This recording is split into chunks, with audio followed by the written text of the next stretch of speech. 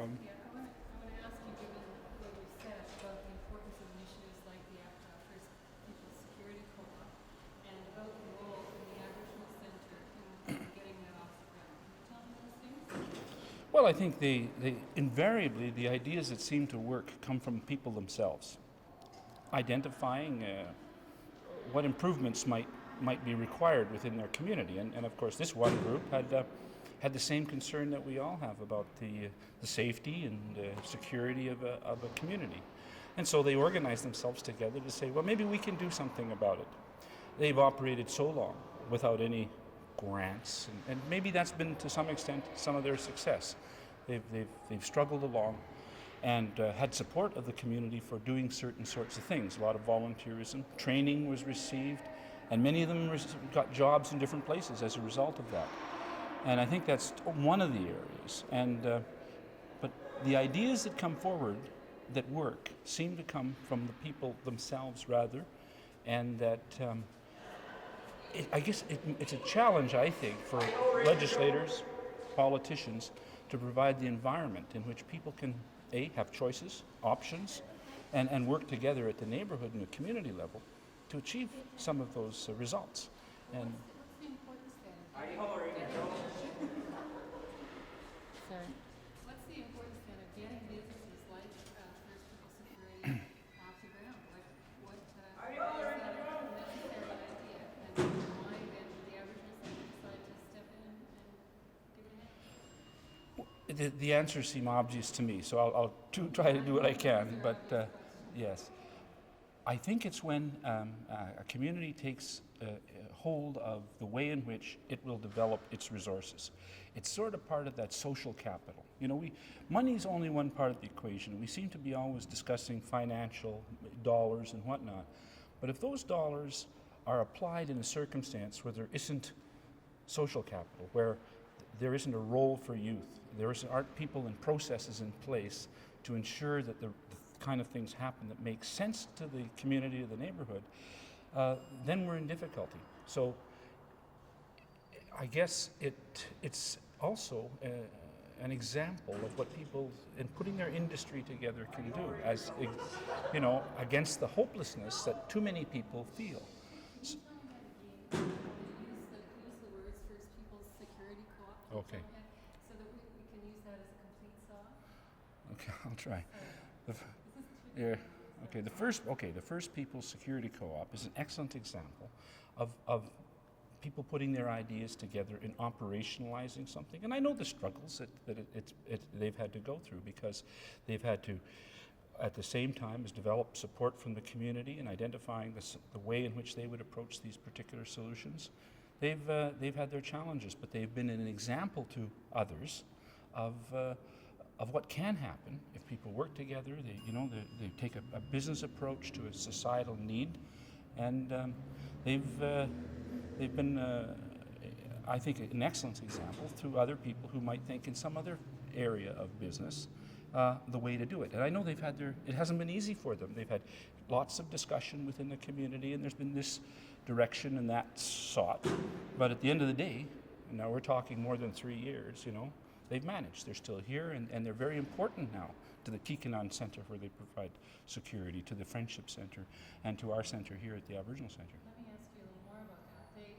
Those people could have gotten together and decided that they were going to have a youth parliament or something like that. Why is it important with security? What does that say to the people of the Aboriginal community that this is the type of business that they chose to begin? Well, the very genesis of this whole idea came from youth, actually, who brought some people, some Aboriginal people from elsewhere to talk about some of the priority issues. And for the youth that assembled, and I recall it was in 1990, they had decided that security of their families and their elderly was an important issue, and what might they do about it? And the Bear Clan Patrol was actually formed, out of which First Peoples Security evolved as a business. I don't know if I answered your question, actually. Well, what I'm wondering about is what it means to a community to provide its own security. Well, it's absolutely critical. I mean, it's absolutely critical that a community, again, define what it wants to do and operationalize it according to its own mechanisms and its own established values and operating principles. And I think if the Aboriginal community, and I believe it's beginning to do that in a number of ways through different businesses, I think catering and certainly First People Security is an excellent example of that.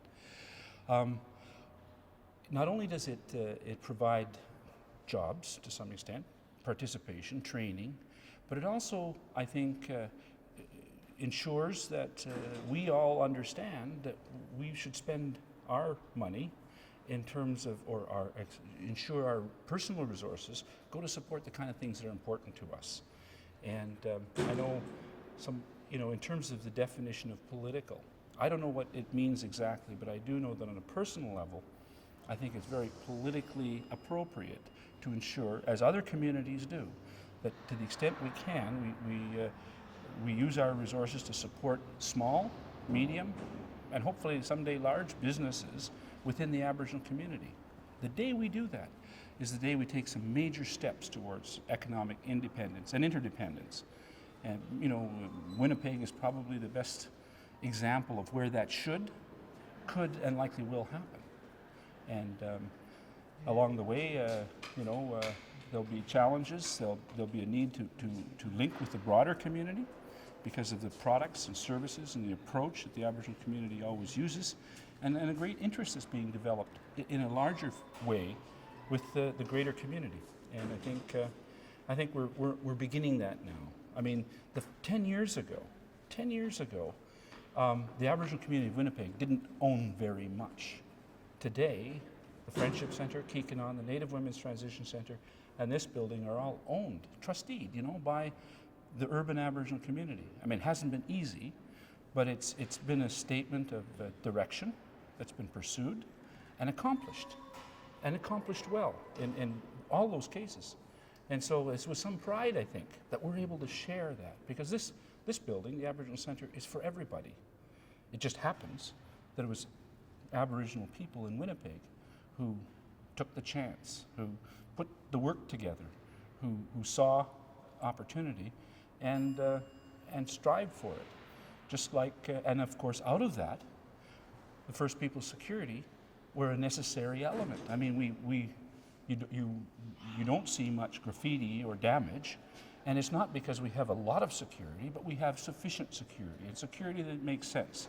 You'll find the First People Security are probably likely to be as helpful as they are directive. They come with a different approach. I mean, I think that's why we use them at all of our events, is because they seem to be able to handle things a lot better than external types of security mechanisms. And so we both benefit. They benefit by getting some employment, and we benefit by having events in which we don't have difficulties to deal with that we shouldn't have. Just take the mic around your wide shopping store. I don't know. I've been up since 5 o'clock, so I just flew in from Ottawa. So. Well, this is going to be a short video in the end. Yeah? We'll Okay, well, I hope I give you some sound bites there. You think so? Yeah. That's good. Thank You you. can have a short conversation. Oh, yeah. So why 5 o'clock in the morning? Well, because I had to get on a plane at 7, took me in from where I was to get to the airport. So I was up at 4:45, got on the plane at 7, flew to Toronto and then here. And actually, it was a friend's wedding this Saturday, so I've also been up late. Anyway, but and it was the roughest ride I've ever had. It's a lot of turbulence up there. Oh, That's right after big you've been up plane. late the night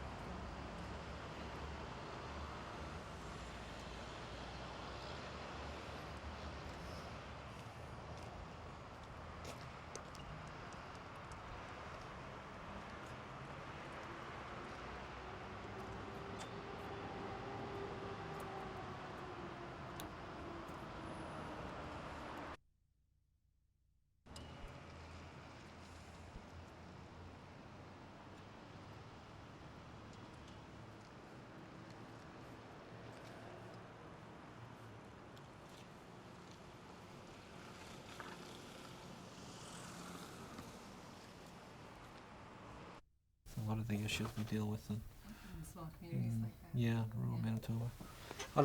I'm sorry, I was just gonna say I worked in Thompson. did you? Yeah. Oh, so you know the north then? Yeah, a little bit. Yeah. And I also, actually even farther north than that, I worked in, Sat on a lot of logs in the bush. Okay, are you ready, Heather? Or is that ready anytime? yeah, okay. So some of the questions I'm gonna ask you will Mhm. seem really, Oh, you'll think I should know the answer to them. In Mhm. fact, I do, and a lot of people will. Okay. But what we're hoping to do is leave the narration to a minimum so that Mm-hmm. the people who we're talking to will tell most of the story that they Mhm. we want to tell. The other thing is, if I can ask you to answer in complete sentences that kind of contain the question, that's better because it will help us to add it. Okay. So, for instance, if I said, "What's your name?" and you said Tom Keane, we couldn't use it.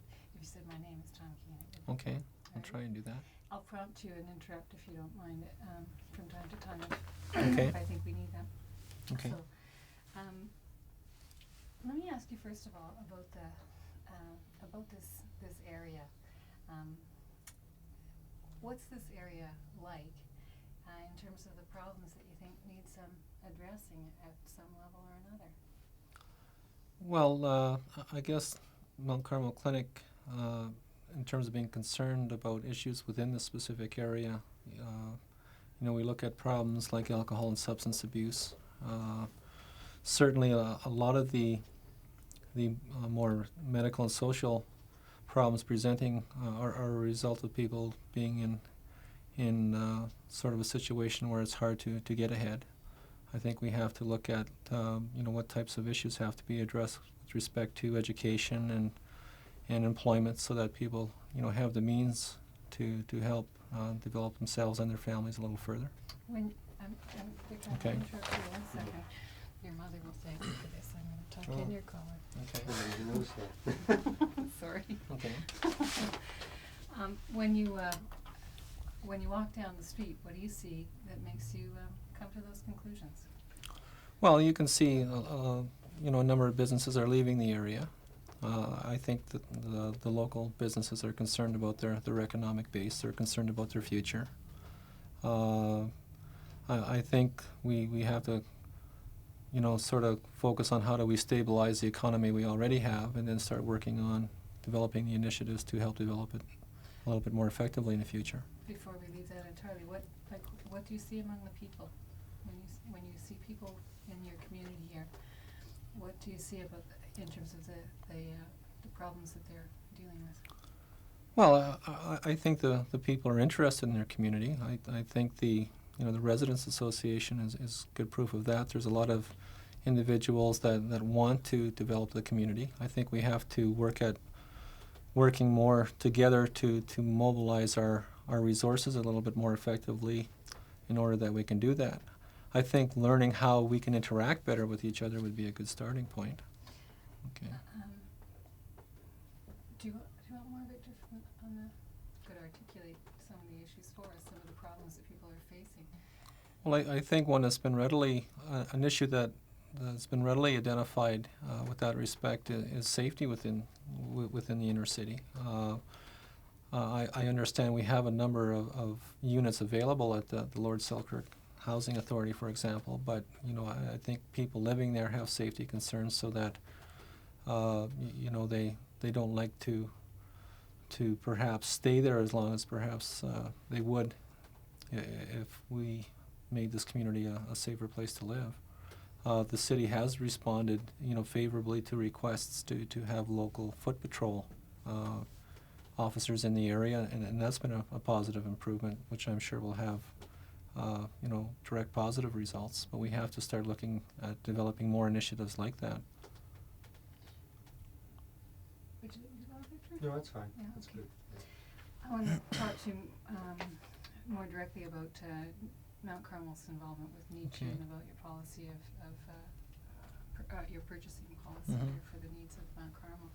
So can I ask you, in a nutshell, and I really mean in a nutshell, what Mhm. Mount Carmel's general policy is on purchasing the things you need to run this place? Well, when we develop, our purchasing policies, like we have to look at parameters just like any other organization. We have to look at the product, the quality of the product, the availability of product. the price. Like, we have budgets to live within just like everybody else. But, all things being equal, we are, working with all of our department heads who do our purchasing to try and direct those purchases to local organizations whenever possible. Can you give me a really short version of that? That's very useful. Can you tell me in a very brief form what the policy is in terms of trying to buy local? Is there an effort that's made to try to buy local? Well, when it is reasonable to do so, like all those other parameters, under consideration, we are asking that our department heads purchase within the community whenever possible. Okay, great. How much does that have to be a deliberate policy? Is that something that an organization has to decide in a really deliberate, formal manner to do? Well, I think it requires coordination so that we make sure we do it in a consistent manner. Like, first of all, we have to know what supplies are out there. Like, it requires that the people within the community do have effective promotional campaigns so that we know what their offerings are. Because we're like any other organization, like we do evaluate the goods that we purchase. So knowing who the local people are, what they offer, what their terms of delivery are, all enter into the mix with respect to what purchases will be made by which or from which company. So what is the point of buying locally? What does that do for the community? Why would any organization have a policy like that? Well, I think when you buy locally, you support the goods and services being offered within the community. I think it's important that the community have the breadth of services available within the community that will allow its economic base to grow properly. Right, okay. Okay. I want you to ask you, it's kind of sort of two questions in one. I want to ask you where Neechi Foods fits in. What does Neechi supply for Mount Carmel? And also, no, I'll just leave it at that. Where does Neechi fit in, and what does it supply for Mount Carmel, and why?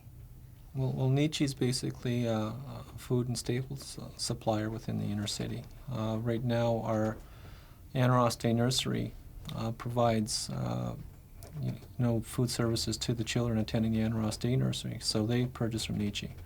Another program we have is the day hospital, and we also prepare food supplements for the children through there. So, to the extent that Neechi is able to fulfill those needs, we deal with Neechi Foods. And why do you deal with Neechi Foods? Well, our maintenance supervisor, he's done an analysis of the quality and availability, and he's used all the parameters that we try to take into consideration when making a purchase, and he's determined that Neechi is competitive and that they can, provide us with some of the goods that we need at a competitive, or with a competitive offering. Okay, thank you. Okay. Victor, is there anything more you want to Yeah. kinds of policies? Well, we do participate in community economic development initiatives. I think all of the people that are starting to work together to that end are learning, how we should be mobilizing the assets we do have within our control effectively. I think we have to work at being a little bit more proactive in employing the assets we do have within our own community with respect to providing some employment to those individuals that are qualified to perform the work, and to make sure that we're, utilizing the other retail-oriented services that meet our needs as well. Okay. That's great. Good. Yeah, that's really clear. We can be a little bit more proactive to make sure that the training efforts, for local employment type companies, match what our needs will be. 6 or 8 months down the road, we can be a little bit more successful in placing people, like from the community within this. Again, more proactively with them to plan future needs, and that would be an area that we could, do a little bit more development work in. It seems to me that that's very timely. I'll bet that there are people who are willing to hear that now. Yeah. That might not have been a little while ago. Mm-hmm. It's gonna get a couple of wider shots here. Just continue talking, we just need some cover shots. Well, too, in developing the Mount Carmel Clinic since 1948, and developing the wide breadth of services that are presently available within the clinic. So, have been addressed and put the rest here, and I'm sure there'll be a lot more in the future. I was noticing the sign out front, 70 years, and I was just wondering what it was like 70 years ago, Yeah. what issues people were facing when they sat down to farm a place. Well, I guess 70 years ago, access to health services was a big issue for new immigrants. But funny enough.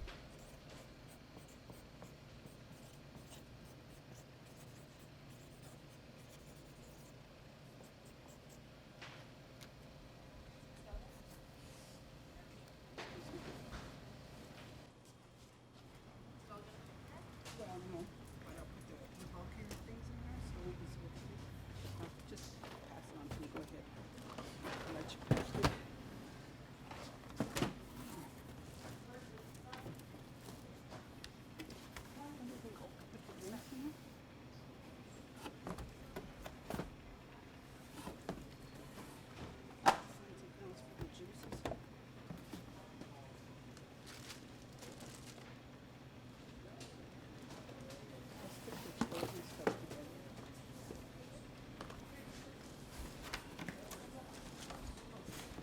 Maybe you want this.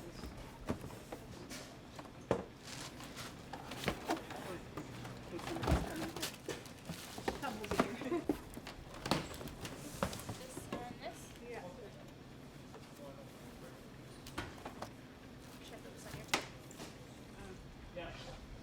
Go ahead.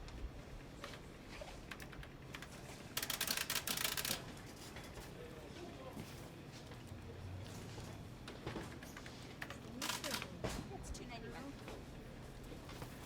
Huh? $2.91.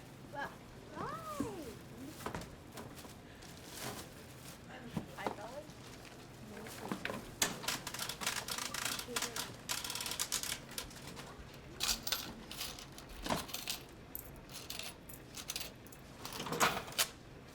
$2.99 is change. There you go.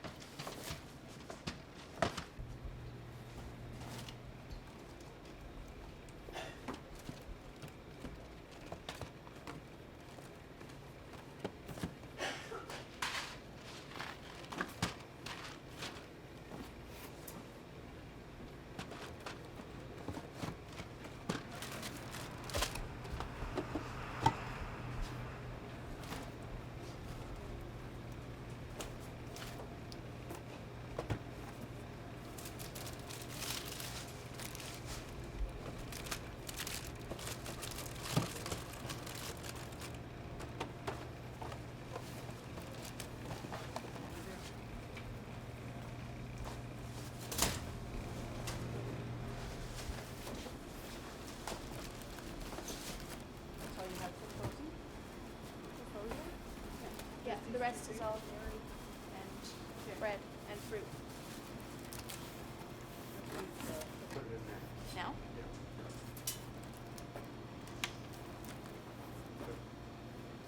Great.